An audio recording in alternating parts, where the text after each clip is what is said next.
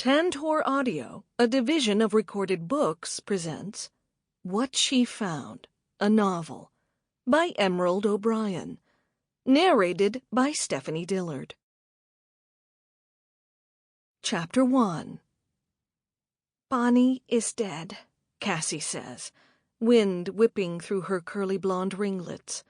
She leans her hip against the railing of the creaky wooden front porch. But her spirit lives on with us. She raises her wine glass, the red remnants from our long chat swirling at the bottom. Liz raises her glass, and it's full. She hasn't taken a sip since we've been out here. Arlen's insensitive quip still likely on her mind. To Bonnie. She pushes her hair from her short, shiny bob out of her face and glances from Cassie to me. May she rest in peace. And may we continue to be grateful for the gift she gave us before she passed. I push my thin brown hair from my face and swallow hard. It's never gotten easier to talk about Bonnie. Even mentioning her brings a lump to my throat. We should do this before it gets too bad out here, Cassie says, her words lost in the wind.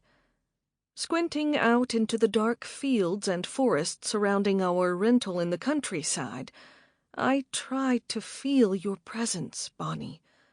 Through the damp, cold winds, I ache to feel your warm hand on mine, to feel your presence standing with us just one more time. But that's a lie. Once will never be enough. Tabby, Liz asks in a meek tone. Her eyes, long lashes, glossy with tears, stare into mine, and I swallow back the lump in my throat, struggling for breath against the grief and whistling winds. Cassie rests her warm hand on my back, and Liz grabs my free hand as I raise my glass. To Bonnie, I choke out. It's the best I can do.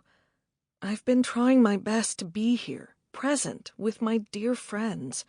But with everything that's happened to me, the people I've lost, it's hard to escape my own thoughts. We tap our glasses together as a banging comes from the door beside us, making us jump. Wine from Liz's glass splatters against the porch, staining the wood a bright red. Connor presses the side of his freckled face against the window. Game's about to start. You ladies in? I'm lost, alone amongst my closest friends. They insisted I come on this trip, that I shouldn't be alone, but fail to understand that loneliness can settle into every cell of one's being, despite surroundings or company. Once 4 couples, our group now has only 2, Liz and Arlen, Cassie and Matt. Connor and I are singles again, and his friend Wesley is the first outsider we've invited on one of our traditional getaways. Connor's freckled arm brushes up against mine as he leans toward me once more, dealing out the cards. I never sit beside Connor.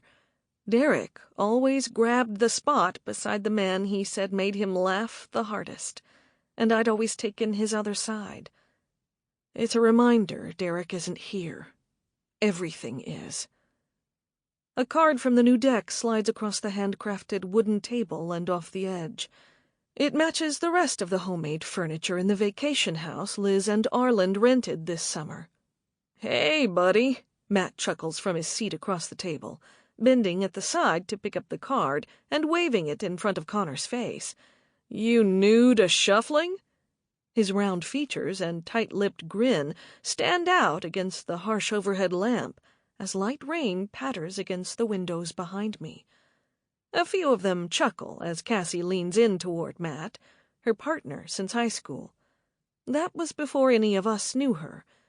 She whispers something in his ear, her curly blonde natural ringlets covering half his face, and his smile fades. He pulls away, leaning across the table and handing the card back to Connor. He holds on to the card as Connor tries to pull it away. One more of those, Arlen says, his deep voice filling the large kitchen, and you'll lose your dealing privileges. He tucks one hand in his jean pocket and scans the table, towering over all of us at 6'4", before returning to the counter. Yeah. Connor smirks and swipes the card away from Matt, adding it back to the pile and shuffling. Instead of dealing, he scratches his fingers through his red hair and leans in toward me. So, Tabby, Wes said he'll bring your boxes of wine to the car for you before we leave tomorrow, okay? His friend Wesley gives me a small smile from Connor's other side, but avoids eye contact after that. My cheeks are hot, and now I'm sure they're turning red. Great. Does Connor think I don't realize what he's trying to do? Or worse, think I need his help finding another man? Or maybe he sees right through me and knows I'm lonely. Knows it well, because he is too. Losing Bonnie was hardest on him.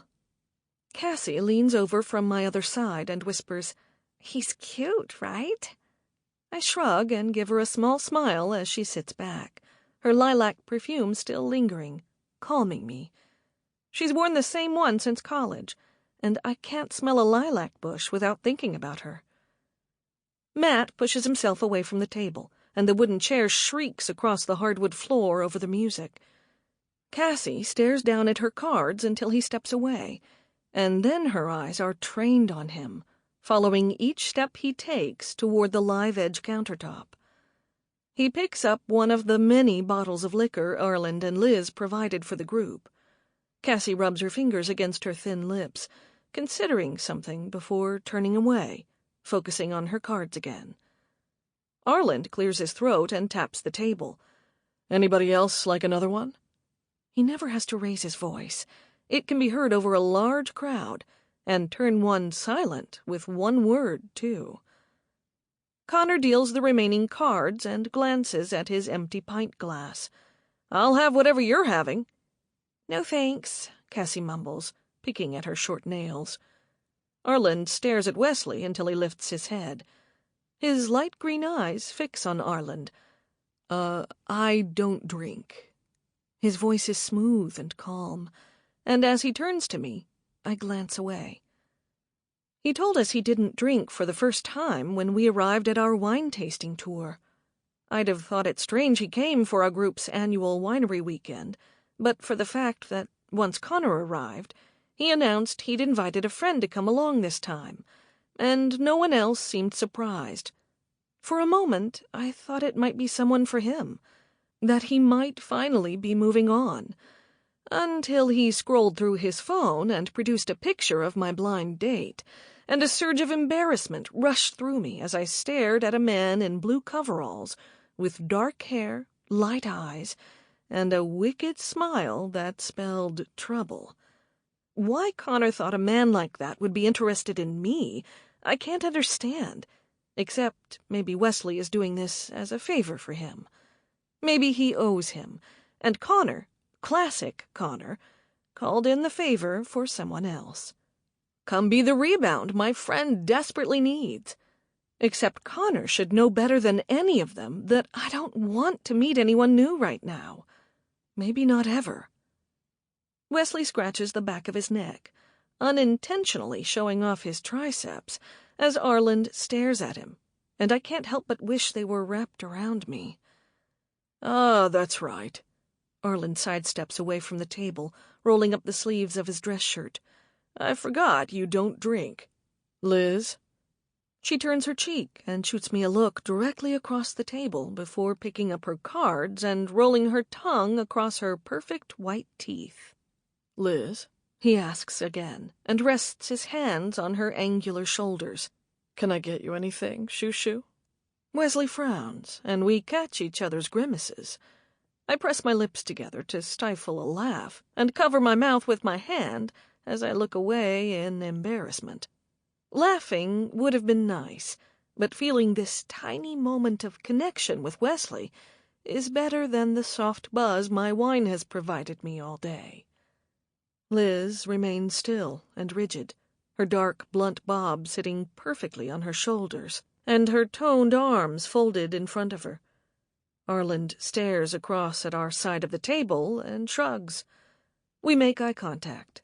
I look away. He'll get no sympathy from me. He sighs and joins Matt at the counter, towering over him. Has he really not apologized yet? The tension between them adds to the nausea I've been trying to keep at bay since I left this morning. No, since before Derek. "Nice bar, man," Matt says to Arland, looking up at him to meet his gaze. "What did this set you back?" "Only the best for my friends," Arland says, avoiding the question. "I saw that," Cassie hisses and swivels her whole body toward the counter. I turn, anxious to see what she caught him doing. "Matt, come on. That's enough." Matt smirks at Arland as they set their dripping shot glasses on the counter, and Arland winks at him. "Give him a break, Cassie," Connor whines. "Now can we please get back to the game?" "You're just eager to take my money again," Matt calls over Cassie's huff. "I think Wes is about to take us all," Connor says, and nods to me.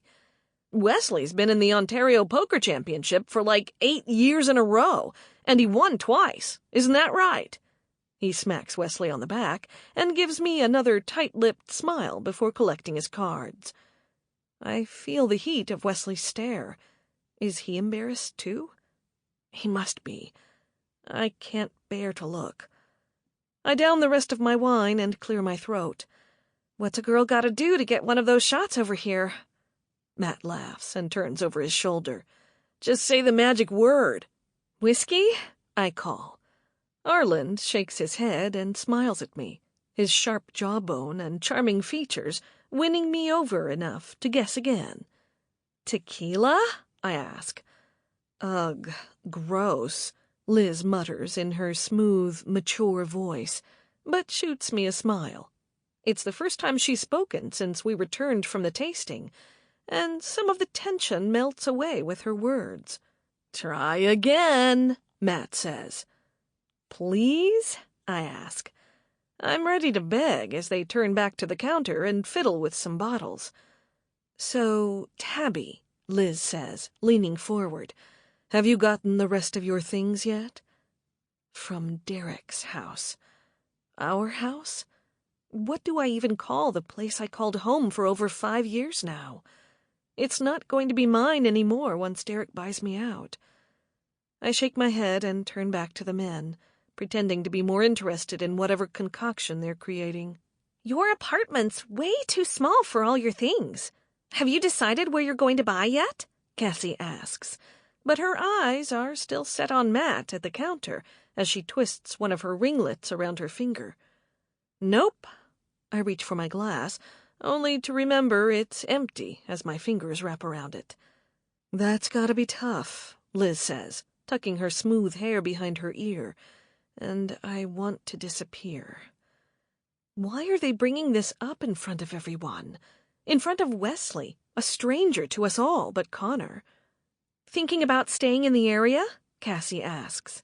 "I'd miss you if you went too far." "No, come to the countryside," Liz says, raising her voice. "Oh, it would be perfect."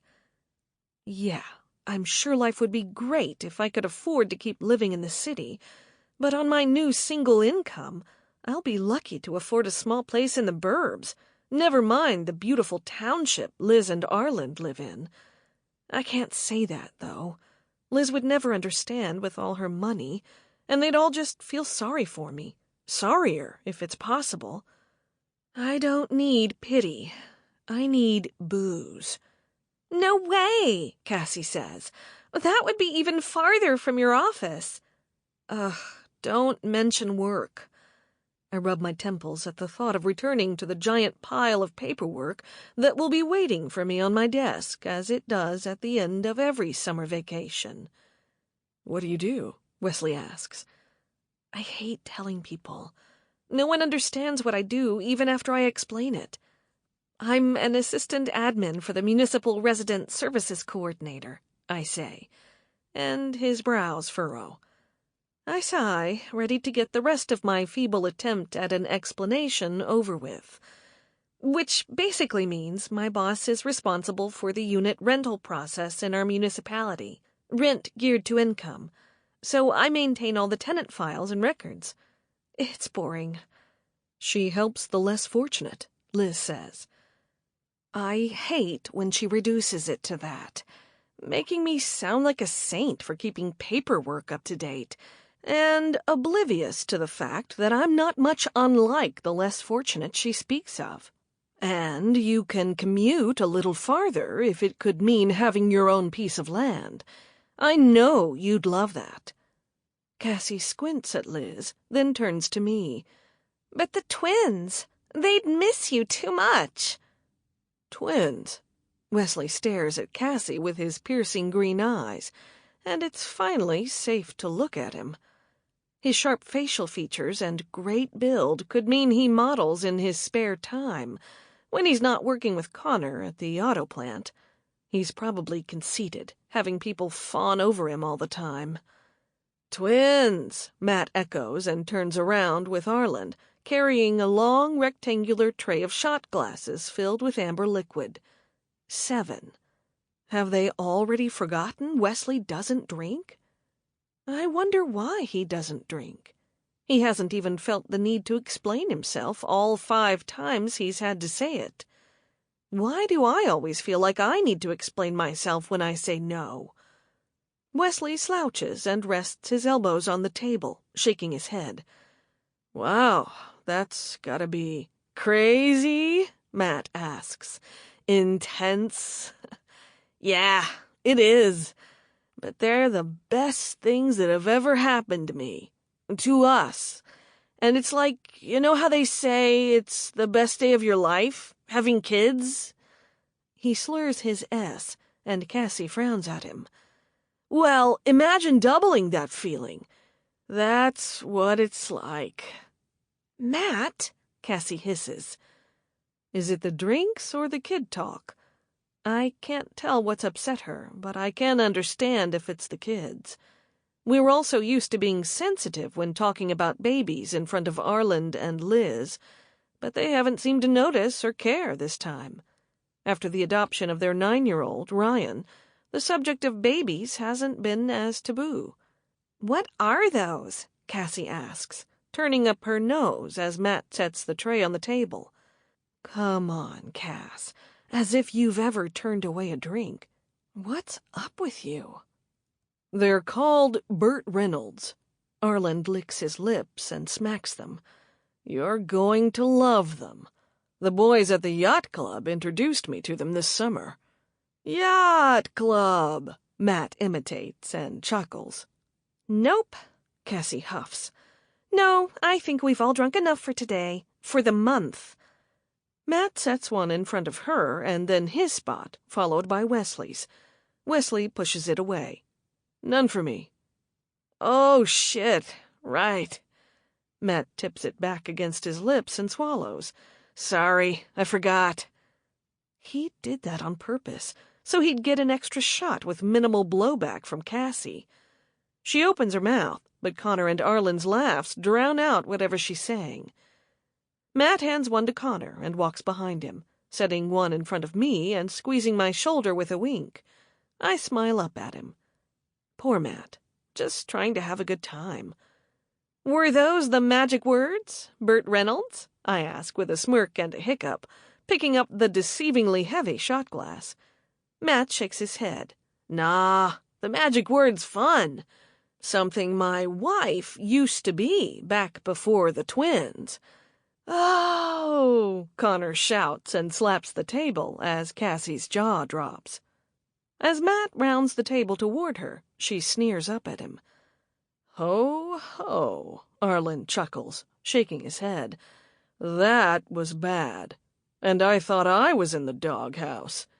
You are, Liz calls, rolling her eyes, but he rests his hands on her shoulders again, and she smiles as they all stare at Matt, wrapping his arms around Cassie and trying to kiss her cheek as she swats him away. You try passing twins through a hole in your body, Cassie shouts, and see if you feel as fun and fancy-free after that. We all erupt with laughter as Matt wraps her in his arms and pulls her to her feet. I know how tired you are and how hard you work, and I just want you to take this weekend for you. For us.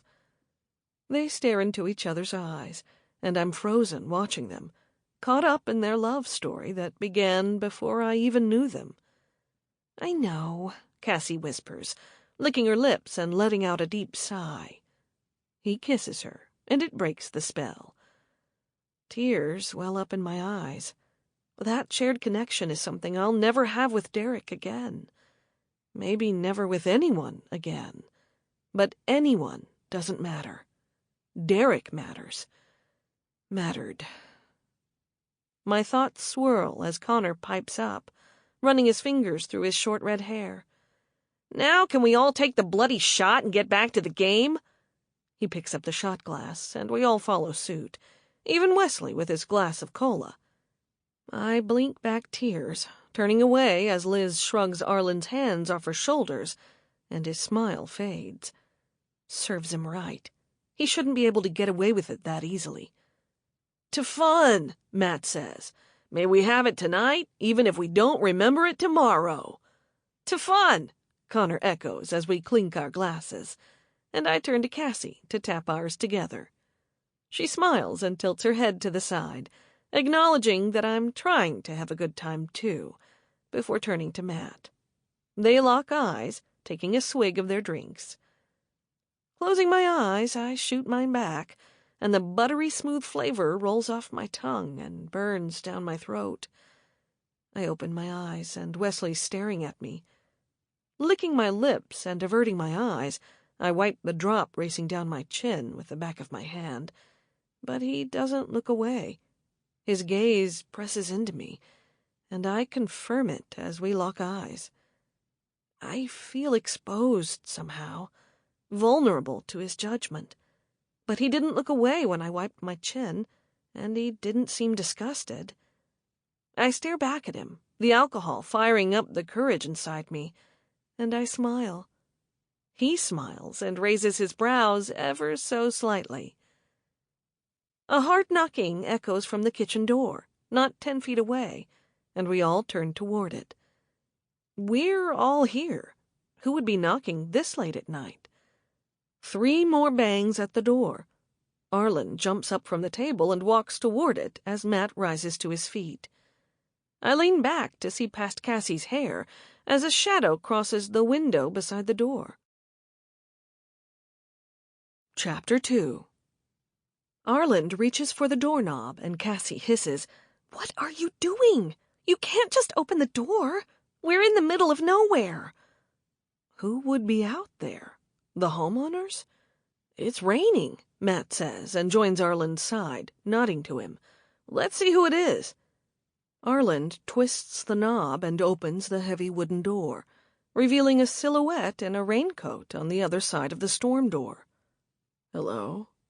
Arlen's voice pierces through the low music, deeper than ever, and against his tall, solid frame, the smaller figure doesn't seem as scary. Hello? A woman's smooth voice answers, but she remains in the shadows on the doorstep. I'm looking for some help. Are you okay? Matt asks, stepping closer to the door and blocking my line of sight. Yes. No. The woman's voice wavers and trembles. I was in an accident. An accident? Matt asks. With another car? No. Are you hurt? Matt asks. Rain patters against the storm door as wind blows it across the porch. Did she answer? I couldn't hear her. We should let her in, Wesley says to Connor, and Cassie stands, joining Matt's side. Are you hurt? Cassie asks. I don't think so, the woman says, and clears her throat. If I could just come in. I frown and exchange a look with Liz, shivering as a cold draft breezes past me. Something's not sitting right with this. She sounds off. Maybe she is hurt. Liz reaches down, picks up her small Chanel purse, and pulls her cell phone out. Yes, good. Someone should call the police. Are you alone? Arland asks. I don't hear anything, and before anyone can say or do anything else, Matt opens the storm door and she steps inside. Rain drips off her coat onto the welcome mat as she pulls her hood back, revealing long, shiny, dark brown hair and a smooth complexion with red drops running down her face, a bloody gash across her forehead. My stomach flexes and my muscles tense as I imagine the pain she must be in. "Oh, you've been cut there," Cassie says, and takes a step forward, reaching toward it. The woman frowns and backs up against the storm door. "I'm sorry." Cassie lets her hand drop. "I'm a nurse, and I think I should check that out." The woman shakes her head. "I'm fine. My phone's dead. Could I charge the battery? I need to make a call." Liz stands and joins Arland's side with her phone in hand. "I'm calling the police." "No," the woman says. "That's not necessary." "What are you doing all the way out here at this time of night?" Arland asks, wrapping his arm around Liz's shoulder. "I was on my way to see someone," she says, her bottom lip quivering. The damp air settles into my skin, making me cold. I rub my bare arms, watching the stranger shiver, feeling colder just looking at her. "I really think I should look at your head," Cassie says, turning to Liz. "And you should call the police." "No," the woman says. "Please, I don't want this to be a bigger deal than it already is. I don't need the paperwork, and I won't be staying long. I just want to call my friend so they can pick me up." "You can use my phone." Liz holds it out for her. The woman shakes her head. "I don't know the number by heart. I just need to use my phone, okay?" Her voice rises at the end. "Okay," Liz mutters, and stares up at Arland. Cassie rubs her hands together and then across her bare arms. "Well, you come in out of the cold, and I'll take a look at your head while your phone charges." The woman bites her plump, cherry-red bottom lip and nods, shrugging the jacket off her shoulders to reveal a lacy, black, tight-fitting dress, stopping just above her knees. As she steps forward, she wobbles on her black stilettos, and Matt reaches out for her. She lets him hold her hand as she walks to the table, her face lit by the warm overhead lamp. Her skin glows as her big doe eyes scan the room, and she removes her cell phone from her coat pocket. "Here," Cassie says, reaching out for it, but the woman yanks it away. Cassie crosses her arms and turns to Matt, but he's staring at her, his mouth slightly agape, transfixed on the woman. All the men in the room are, and so am I. She walks toward me, taking a white cord from her pocket, and leans past me. I remain still as she plugs the cord into the wall and sits beside me, clutching her phone as she plugs it in. Smells of vanilla and something strong and familiar waft toward me. Black currant? An expensive perfume. Cassie sits beside her in what was Matt's seat and leans in, inspecting her head. "What happened?" Liz asks. "The accident?" "The road's so dark," the woman says in a hushed tone. "It was just my headlights guiding the way through the rain, and an animal jumped out onto the road. A deer, maybe? I swerved."